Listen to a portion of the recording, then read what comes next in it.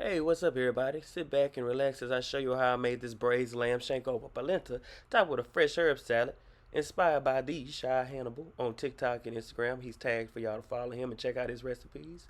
First, you do want to chop up some carrots, and then we're gonna chop up some red onion. You do want to cut up a whole red onion. There was about 4 or 5 sticks of those medium small carrots. If you have larger carrots, you don't need as many.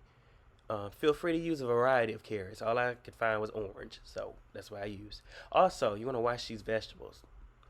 Be careful out here; they're trying to get y'all. Wash them real good. You may see some of mine look dry, but that's because it's been rinsed and it's sat. But wash your vegetables. Next, we also are chopping up some celery, and then we're gonna move on to the lamb itself. We're going to wash your meat as well. Let me stop myself now. Wash your meat as well. Now with no soap and water.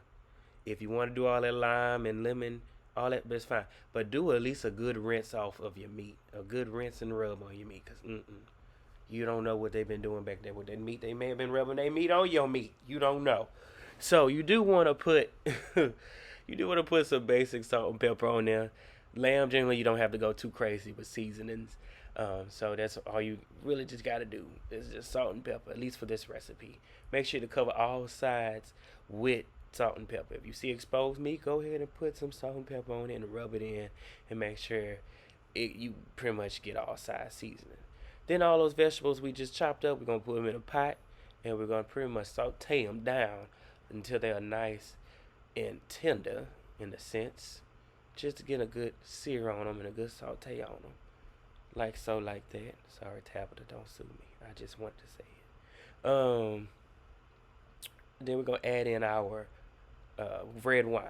And I used the 19 Crowns by Snoop Dogg because that's what I had in my fridge. Use what you got, preferably not a sweet wine. I don't necessarily think it'll hurt, but I don't think it'll be good either. So then after that, you're going to put in some diced tomatoes, and we're going to stir that around and just make sure they get all mixed and married with each other. And it should look like this after it's simmered for a little bit. Then we're going to add in some sage, some thyme, and some parsley and cilantro.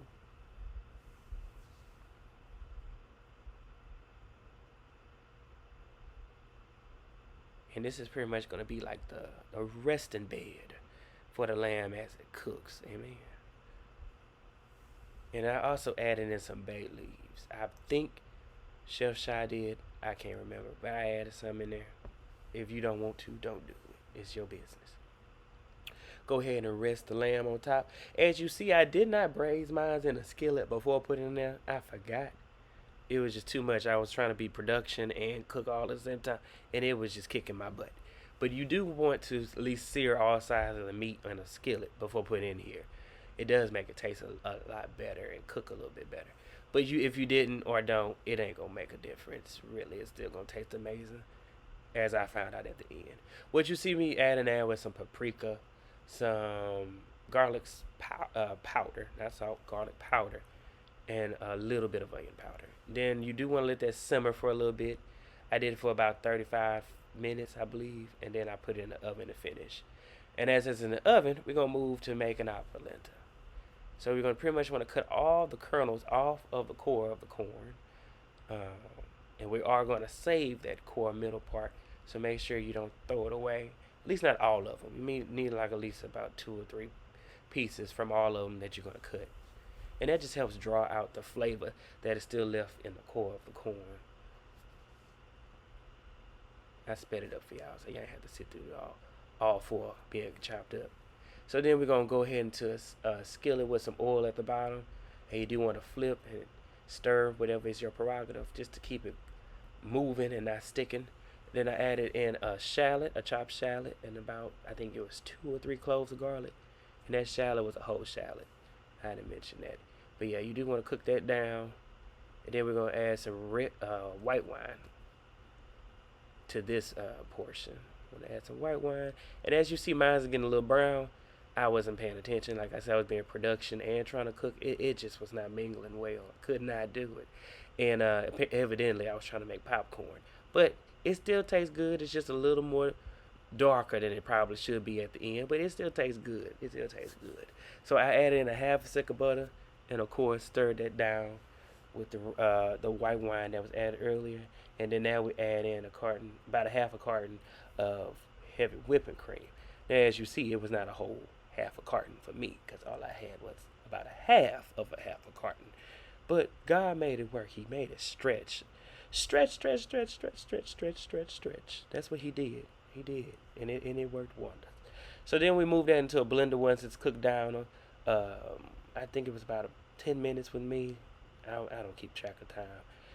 The corn was cooked. So once the corn is cooked, you do want to go ahead and put it in a blender, blend it down, and then pretty much using a strainer, a fine strainer, to pretty much shift the kernel out of the husk of the corn. Pretty much that's what's happening. And then you do that, and then you'll add some Parmesan cheese and give it a good mix. As I said, it's a little dark because I was cooking mine a little longer. But if you don't cook yours that long and browning it, it should be yellow. So we took the lamb out the oven, pretty much taking the juice out of the pot that the lamb was in, and pretty much just, making a pot liquor with it with some butter, and it should look like this when it's done. I'm gonna let him take over.